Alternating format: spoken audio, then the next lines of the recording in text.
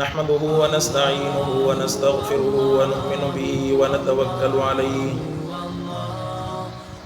أما بعد فأعوذ بالله من الشيطان الرجيم بسم الله الرحمن الرحيم يا أيها الذين آمنوا كتب عليكم الصيام كما كتب على الذين من قبلكم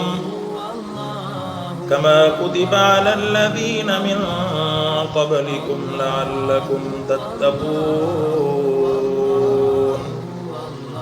أياما معدودات فمن كان منكم مريضا أو على سفر فعدة من أيام أخر وعلى الذين يطيقونه فدية طعام مسكين فمن تطوع خيرا فهو خير له وأن تصوموا خير لكم إن كنتم تعلمون صدق الله العلي العظيم اللهم صل على سيدنا محمد النبي الأمي وعلى آله وأصحابه وبارك وسلم تسلیما کثیرا کثیرا۔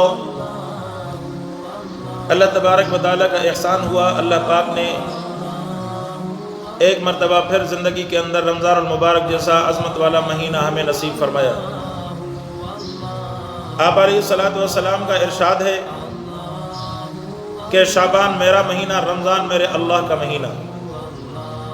رمضان المبارک جیسا مہینہ قسمت والوں کو ملتا ہے۔ اللہ تبارک و تعالیٰ نے اس مہینے کی عظمت بیان فرمائی قرآن مقدس میں، اور ایمان والوں کے لیے اللہ تبارک و تعالیٰ نے اس مہینے کے اندر دو چیزیں زیادہ مقرر فرمائیں۔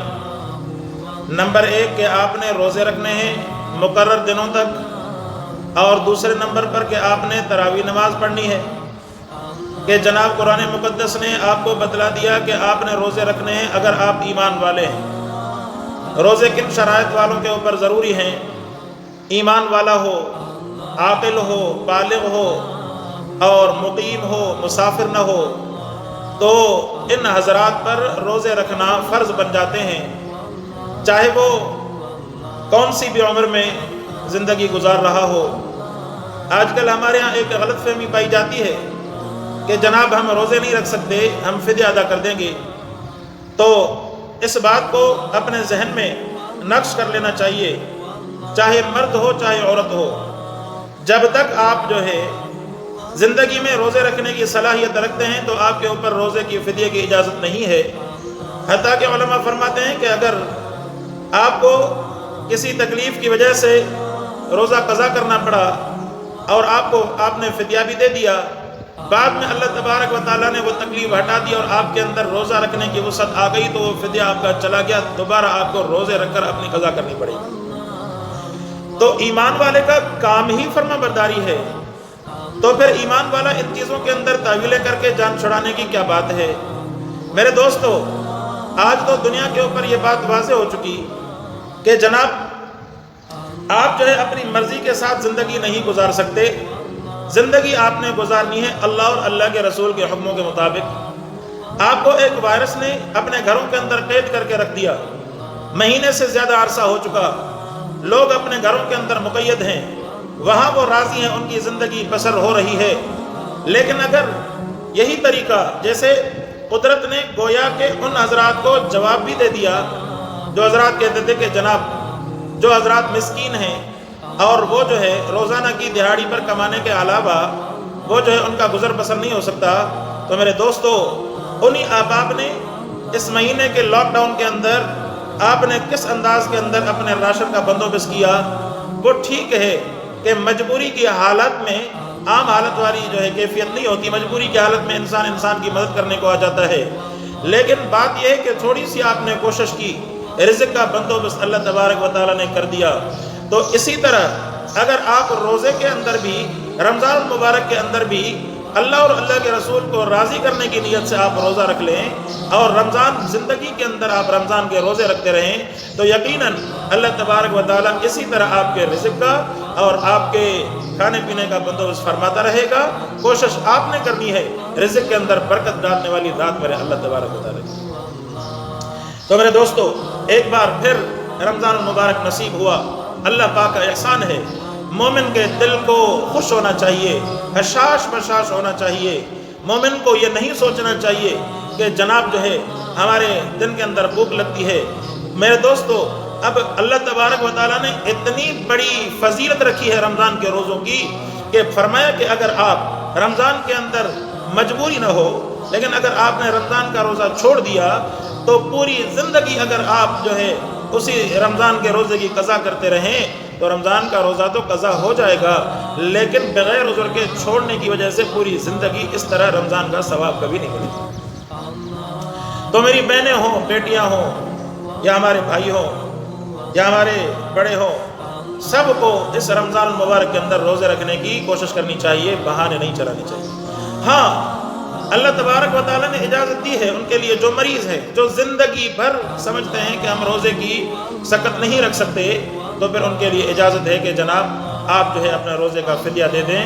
ورنہ اگر آپ چلو رمضان کے اندر اگر کوئی ماں، اگر کوئی بہن رمضان المبارک کے اندر بچے کو دودھ پلانے کی وجہ سے، ان کو تکلیف کی وجہ سے روزہ نہیں رکھ سکتی، نہ رکھے، لیکن بعد میں یہی والے روزے قضا کرنے پڑیں گے۔ اور اسی طرح کافی ہماری مسلم بہنوں بیٹیوں کو، ماؤں کو یہ ذہن میں خیال ہوتا ہے کہ جناب اگر رمضان المبارک کے اندر ایام آ گئے تو ایام کے دنوں میں وہ روزے تو چلو چھوڑ دیتے ہیں، لیکن بعد میں وہ روزے نہیں رکھتی۔ ایسا نہیں ہے، شریعت کا حکم یہ ہے کہ آپ نے روزے رکھنے ہیں۔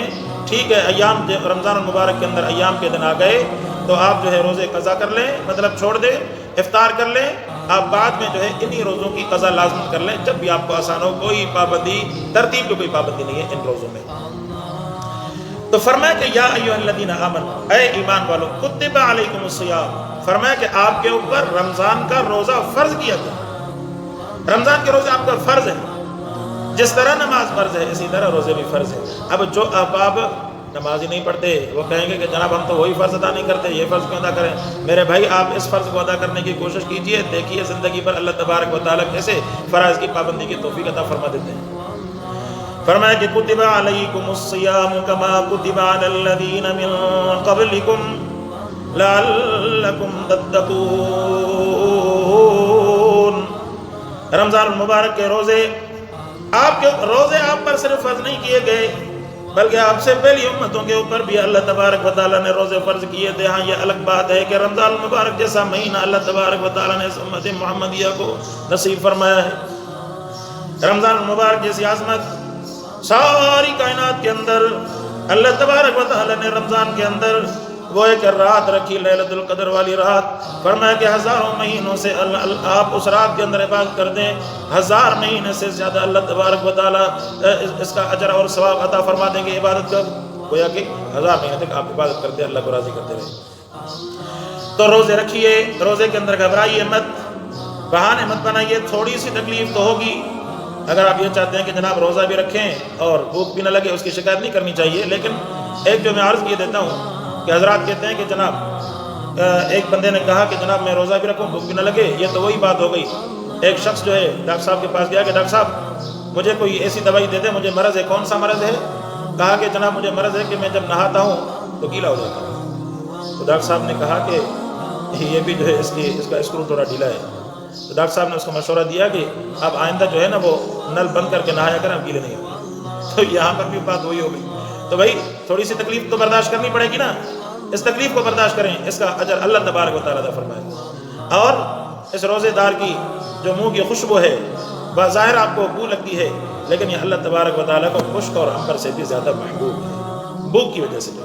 ایسا نہ ہو کہ سگریٹ پینے کی وجہ سے یا جو اور کوئی گندگی کھانے کی وجہ سے، بھوک کی وجہ سے جو بو پیدا ہوتی ہے وہ اللہ پاک کو مشک اور عنبر سے بھی زیادہ محبوب ہے۔